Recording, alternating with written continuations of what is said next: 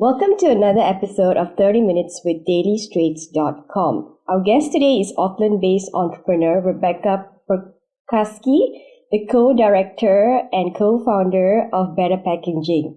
Rebecca and her business partner Kate Bezar started the company together in 2017 and in 4 years have grown the company from strength to strength.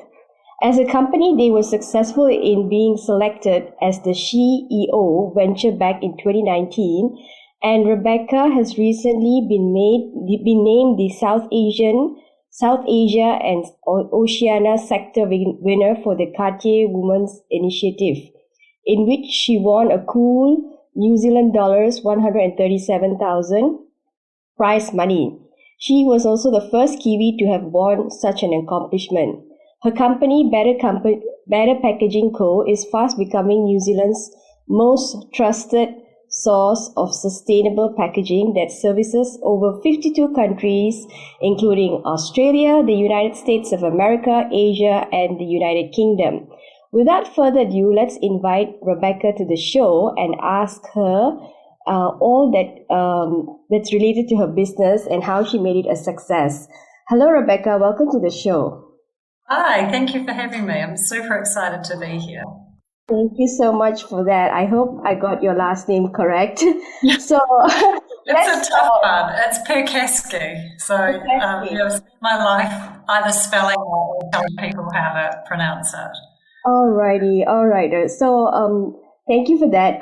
So let us dive right into the question. So I wanted to ask you, right, how you got here in the first place. Like, how did you get to Better Packaging Co.? So tell us, how did you transition to the packaging industry from your previous role, from working as a program manager for various companies? Yeah, look, it is quite funny because I never imagined that I would own a packaging company. In fact, packaging has been the thing that I've always loved to loathe for many years. And in an ideal world, packaging companies as we know them wouldn't exist, and that's something that the Better Packaging Co. is on a mission to do, is sort of transform the way we think about packaging. But look, we just set out to create a sustainable career satchel, and I think in some ways we were quite naive about what was required to do that, especially from a supply chain perspective. But I also think that's probably worked in our advantage, because sometimes when you don't know what you don't know, you don't realise the work that's going to be involved. But I do think business is about problem solving, and in that respect it's probably very similar to what I was doing as a project manager or a program manager. Every day you're just facing problems that you're working out how you get from this point in time to where you want to be in the coming months or years. And that problem solving goes across all parts of your business, whether it's your brand, your marketing, the logistics, the supply chain. And so I think for Kate and I, we're really great at that problem solving side of things, and we just had to learn really quickly on the job. Great. So, okay, you were at IBM and then you went for maternity leave, and then you didn't go back to IBM. You went and co-founded a company with your husband. It's called Starship IT, and that's when you got the idea to start Better Packaging.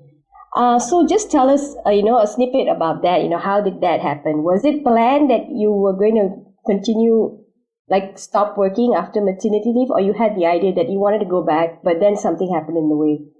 Yeah, look, I've always known that I wanted to have my own business at some point in time, and I had quite an amazing career in technology and through consulting companies like IBM and HP and and I really enjoyed that. And yeah, you're correct. So I did go on maternity leave, and then my husband was starting his own company, Starship. So I got to get involved in that because it was growing really quickly, and he was really busy, and I had the skill set and the capacity to help him out. And we actually, at that company, we looked at packaging, and we were talking about packaging, and I knew that I couldn't actually be involved in producing or bringing any more plastic into the world. And so I sort of said, oh guys, I just can't be involved in that. And then at the same time, by this stage, my kids were quite a bit older, and my daughter was at school, and she'd chosen to do a school project, and she'd chosen the topic, how to save the world, which is a pretty big topic for a little, I think she was 6 at the time. And, she wrote up these really innocent ideas on how she could save the world, and it just broke my heart, and it inspired me to take my love of sustainability or my passion for sustainability and try and do something different. So I wrote up a list of 5 things that I could do and make a sustainable courier satchel was first on that list.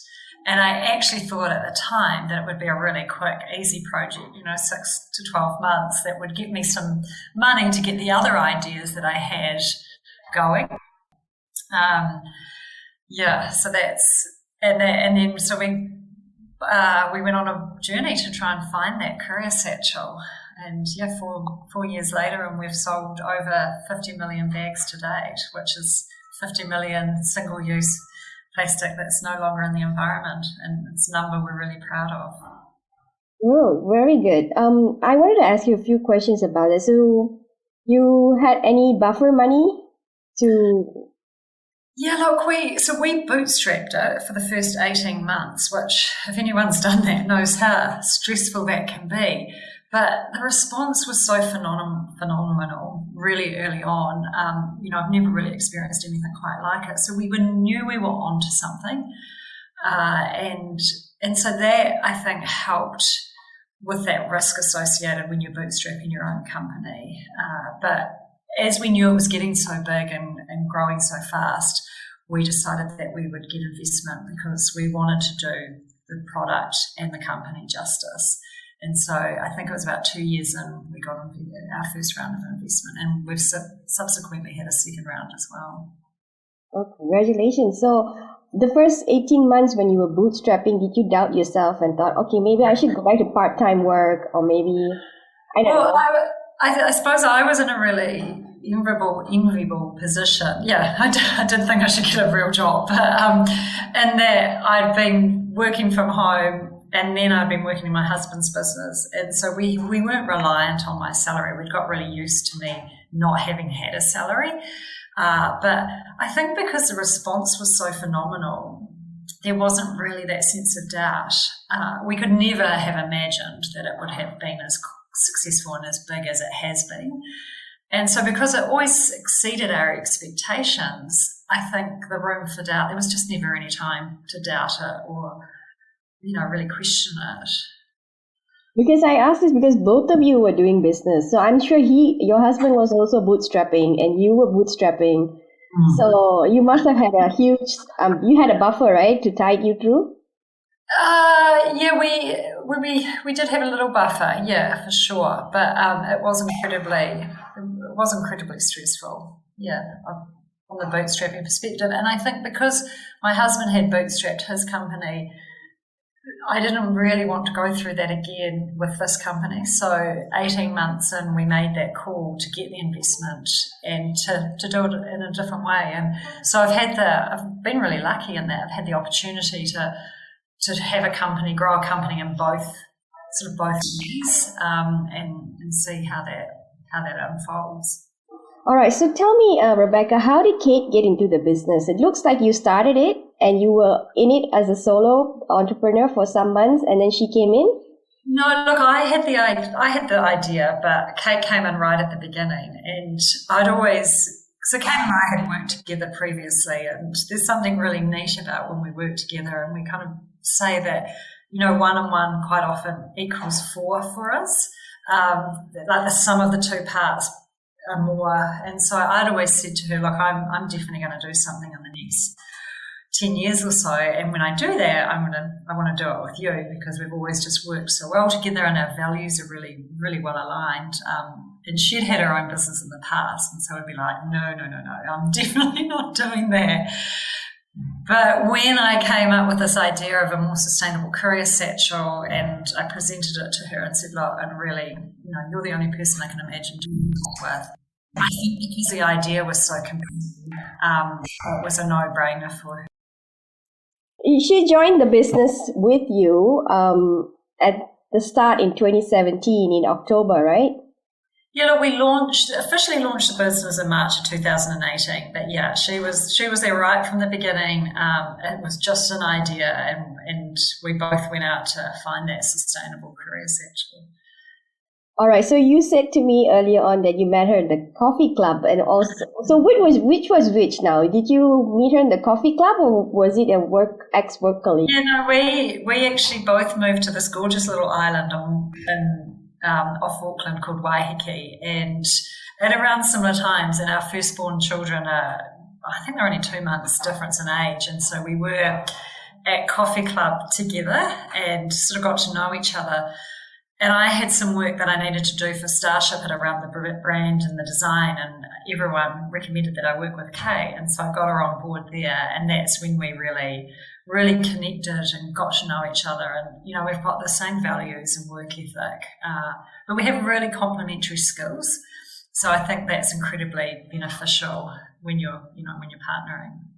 All right, great. So this is it looks like a two-person founder. So this is usually they have it either a single founder or three founders, because you'll have to take a vote if something is really and you need to decide on something. So now you have two people. So how do you agree when someone agrees and the other person disagrees? How do you settle?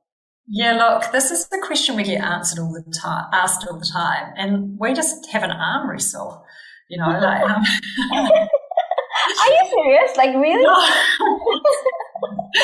We do get asked it a lot, but it's really interesting. We actually very rarely disagree, and I think the thing is, I think like any relationship, any good relationship, when you respect and value someone, then it's very easy, easy to make things work. But the thing with Kate and I is that we're both yes people, and so if she has an idea, or I have an idea, one of us is like, yeah, that's great, but this is how we can make it better, or this is how we'll blow it up. And so I think when people are saying yes to each other the whole time, like we are, if there is a no, you do listen and you take it seriously. And so for us, I think there's a lot more yeses than nos. And where we get to is if someone's really passionate about it and believes in that, then we just let that person run with it.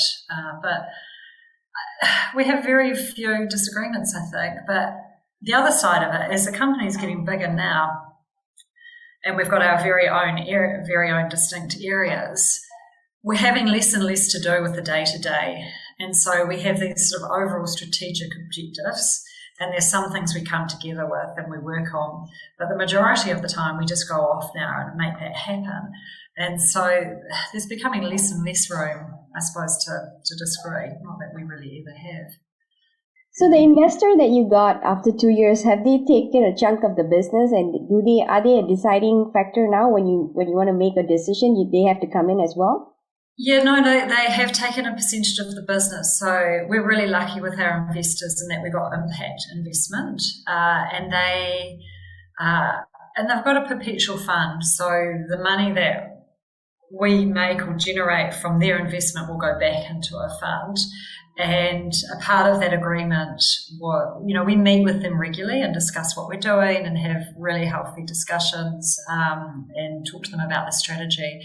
But they don't make any defining decisions at all. That's for Kate and I to make.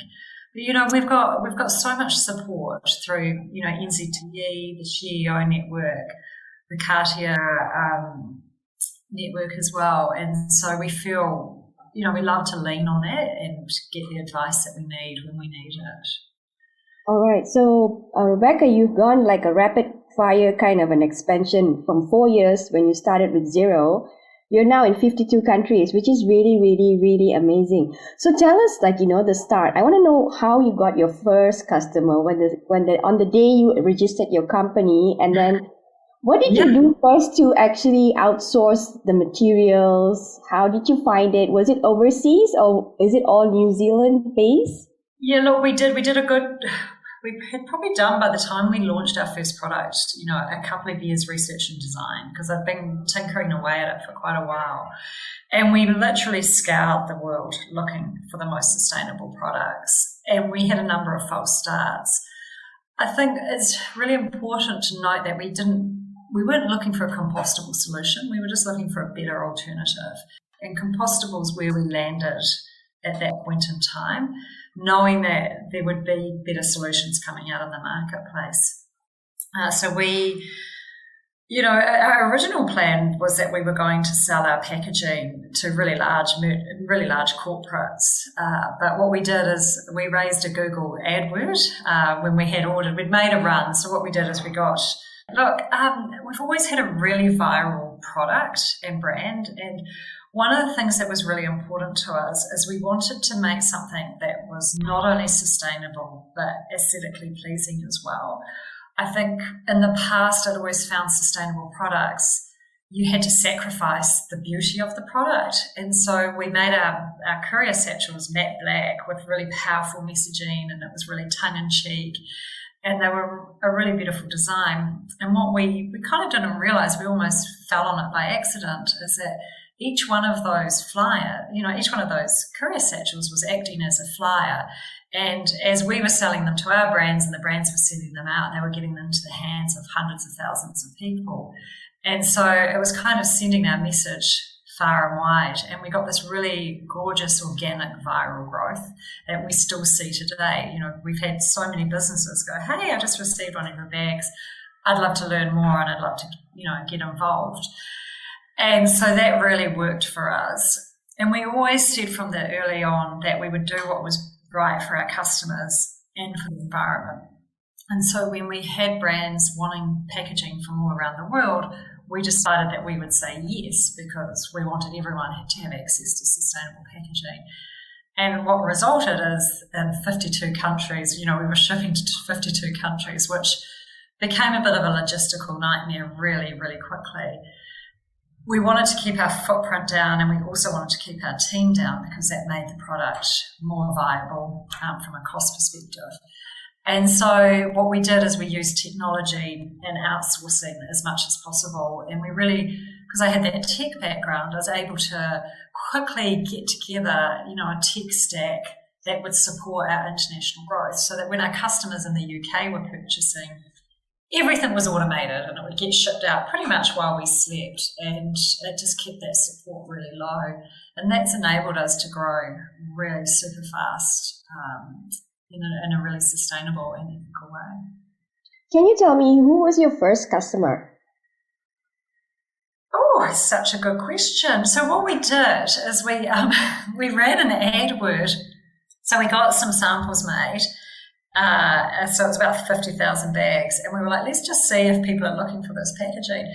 And we ran an AdWord, and I ran the AdWord, and within minutes we were getting inquiries from customers. And Kate called me up because we didn't have an office at that stage. She's like, what have you done? We're starting to get all these inquiries. And I was like, I've placed an AdWord. And what we realised is that people were looking for packaging.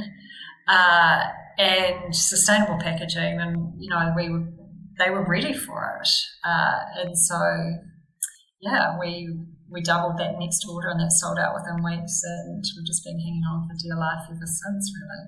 So where did that person come? Is it from a New Zealand buyer? The majority of our first customers were based in Australia. Through my last business, I had quite a good connection into Australia, and so did Kate. That's where Kate's Dumbo Feather was based, and we actually got into a really lovely pocket. There were a number of customers in this one area, and it's quite a sustainable pocket in Australia, and they sort of let each other know, and they were all fashion brands like Spell and the Gypsy, Murray and Eve, and there were a number of them, and they sort of let each other know about the packaging. And from that point, it just snowballed from there.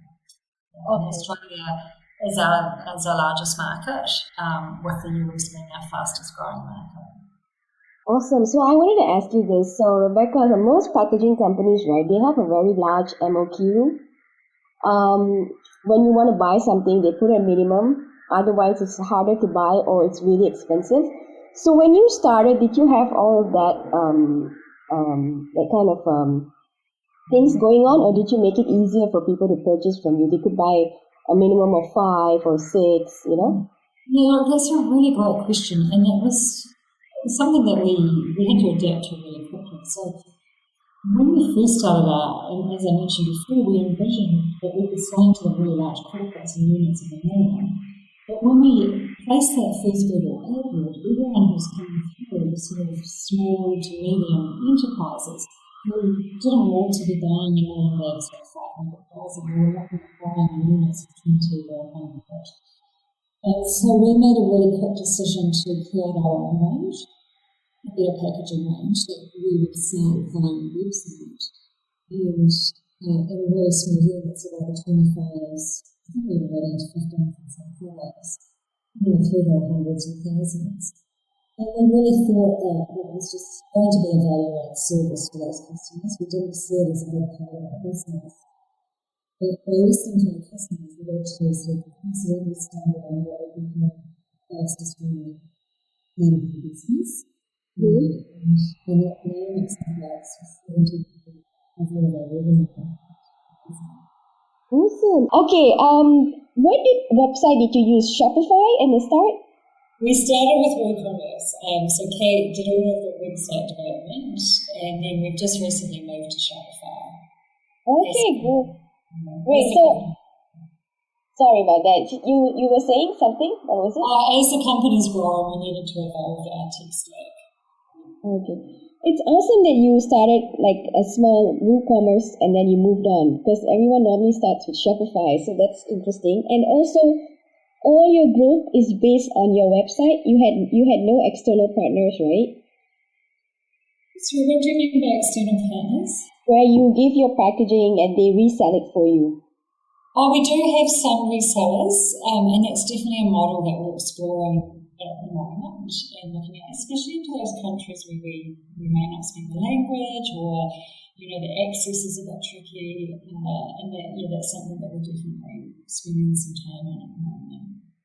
Awesome. Is your packaging 100% made in New Zealand? No, it's the majority of our packaging is made in Asia.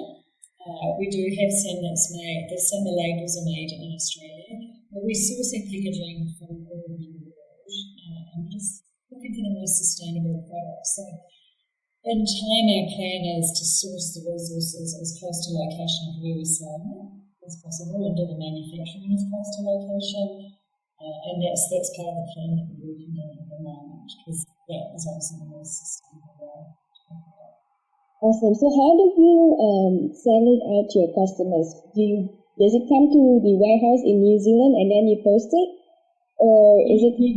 We have warehousing in 5, soon to be 6 locations in the world. So and that service about 80% of the market. So we've got China, the US, the UK, New Zealand, Australia, and we've got set up ones. And we're also looking at Canada, potentially in the new year. And even at place, we're also looking at South America as well. And that just helps to service sustainably as many locations as possible, because we're really trying to reduce the amount of shipping that we do. Awesome. All right. So tell us about your company's revenue projection for the year. So it's been doing really well. You've just received the Cartier Women's Initiative Award. You're the first Kiwi entrepreneur to get that prize. Congratulations. And so the company looks like it's, going in the right direction. So what is the plan? So are you going to put it public in the share market, or is it going to be privately held? How is it? I'll never say never to anything. We don't really have plans to list it at this stage. We are looking for another round of investment that we're just starting to get ready for now. We want to become the leading supplier of sustainable packaging globally, and we're seeing 200% growth year on year, and we're tracking for that growth again this year. And to do that, to continue to keep that growth up, we are going to need investment and support to do that. We have a number of new products launching in the coming months, which I really believe are going to change the face of packaging. So we're super excited about that. And we just want to keep, operating in an ethical and sustainable way. Not only providing innovative products, but, continuing communicating and educating around sustainability, and also looking at the way our systems are created rethinking the way that we use packaging. Do you actually need that item, or can you take 2 pieces of packaging and then replace it with just one? And so that's a part of the work that we're looking at. And then also ways that we can reuse our packaging. So you might receive your courier satchel, and for Christmas, we've created bags that can double as wrapping paper, so they look like Christmas mailers. We've also got a courier satchel that you can turn into a tote bag, and we call it totally reusable. So just making people think about what they're receiving and what we can do with it before the end of its life, and giving it another life. So that's a big part of what we're doing as well. Okay, great. Kate, Rebecca, how does a traditional company, a traditional business like yours get funding? Because for IT companies, they have Series A and Series B, and how do you look for investors? Well, look, we've had so many people talk to us about wanting to invest, to the point where we created a really large spreadsheet of what we wanted in an investor.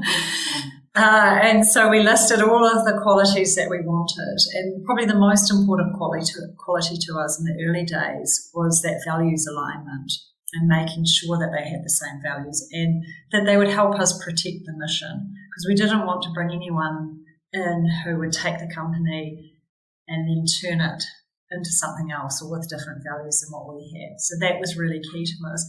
As we go for this next round, we're looking for a more of a strategic investor. And while the values are still going to be the number one, some of the other qualities that those investors might bring will help work out who that perfect investor is. But it's a partnership at the end of the day. And so you do have to get on and agree with those investors, and we've been incredibly lucky today with our investors. They're amazing and so supportive, and have really been a part of our growth. And that's a perfect synergy right there. Yeah, so I don't think the business has been dented in any way because of COVID, right? It looks like it's pretty... Yeah, look, it's impacted every part of our business, from our supply chain, manufacturing. Everyone knows how impossible it is to ship anything at the moment. So we've definitely faced those challenges. But from a customers wanting the product and from a sales perspective, I think it's only helped to accelerate it, because COVID has really pushed e-commerce and the direction it was going, but it's accelerated that growth. In Australia, the courier companies are shifting volumes every month like they did pre-Christmas. And so I think it talks to the scale that people are now starting to shop online, and we've been able to support it with sustainable packaging. Great, awesome. So do you have competitors in New Zealand itself? Yeah, absolutely. We've got competitors everywhere in the world, and we've got competitors in our space, in the sustainable packaging space, and then we also think of plastic as a competitor too, so virgin plastic. So we quite often come up against that, especially because of the price difference. But look, we love competitors. We think the more people who are doing what we're doing, good on them, as long as they're doing it to the same standards and with the same values as we are. Because the more packaging companies that are selling sustainable products, so the people we really want to compete with are those virgin providers. Really just challenge them, challenge companies. Awesome. Okay, and that is all the time that we have for today. We have just been speaking to Rebecca Percasky. I hope I got that right this time. The director and co-founder of Better Packaging. Thank you, Rebecca, for joining us today. Thank you for having me. It's been really fun. Awesome. Thank you so much. The pleasure is all ours. Be sure to join us next week as we aim to interview another awesome entrepreneur from across the Tasman. Thank you very much.